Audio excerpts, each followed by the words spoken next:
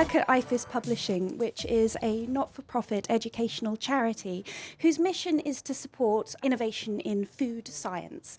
And we do that by promoting access to reliable and trustworthy research. We produce various databases, including our biggest, which is FSTA, which is the Food Science and Technology Abstracts database. And this is managed by a team of food industry experts and scientists, and it's used for literature searching by universities, government organisations and food companies around the world. We have been producing it for over 50 years, and we pull together information from publishers internationally, checking for both quality and subject relevance. Now, we index journal articles, patents, books, trade publications, and much more. And we do this also using a unique taxonomy, which is the world's largest food and beverage thesaurus. Now, this makes the body of data that we've got, which is absolutely immense, really researchable, really searchable, really discoverable. And I could bore you for ages about how cool the taxonomy is.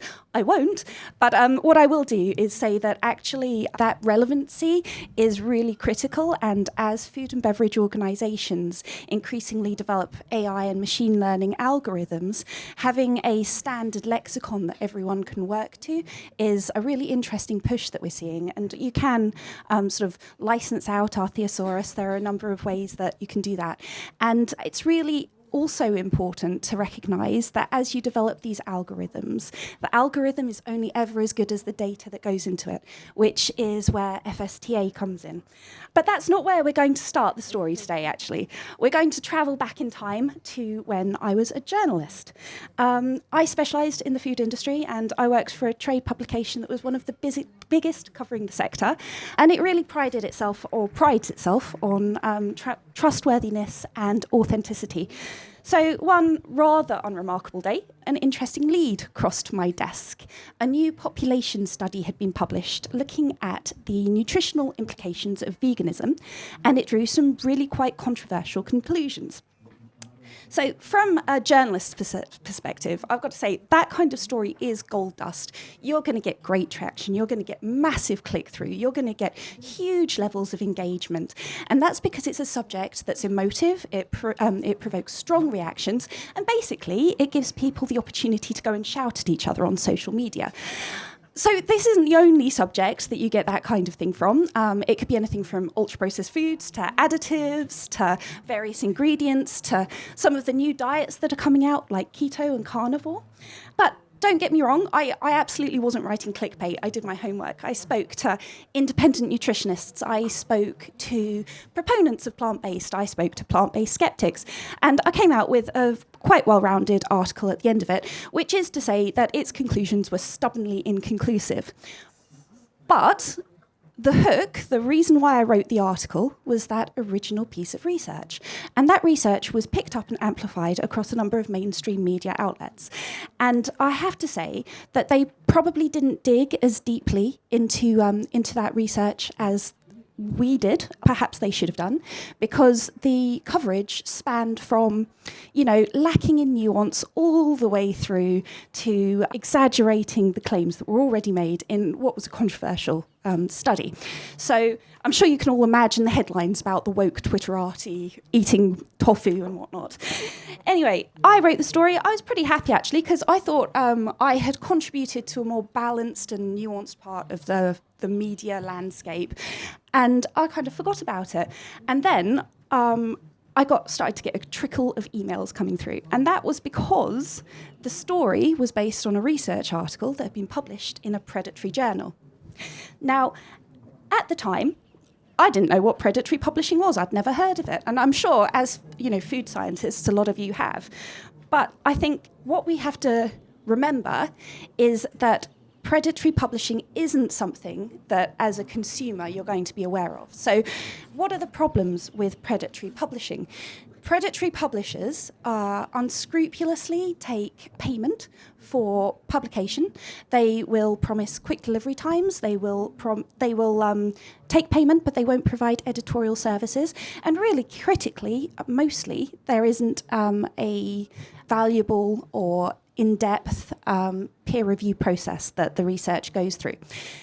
That's not to say that everything published in a predatory journal is going to be untrustworthy, but some of it is. Now, I have a great example for those of you who like to test things out for yourself. If you go to Google Scholar and you search birds, ornithology, behaviour, phenotype, and climate change, on the first page of Google Scholar's results will be an article by D.T. Baldassare published in the Scientific Journal of Research and Reviews. And it's called What's the Deal with Birds? Now, I'm going to read you a couple of quotes from this. Baldassare starts in a pretty standard way by outlining the scope of the research. It says, birds are pretty weird. I mean, they have feathers. What? WTF? The study claims to investigate the behaviour of parrots, penguins, and woodpeckers. And its conclusion is, they're all pretty weird. We may never know the deal with birds, but further study is warranted.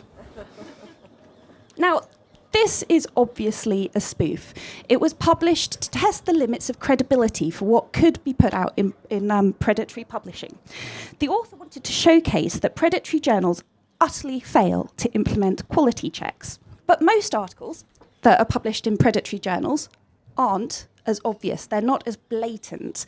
So predatory journals want to trick us. They claim that they use peer review.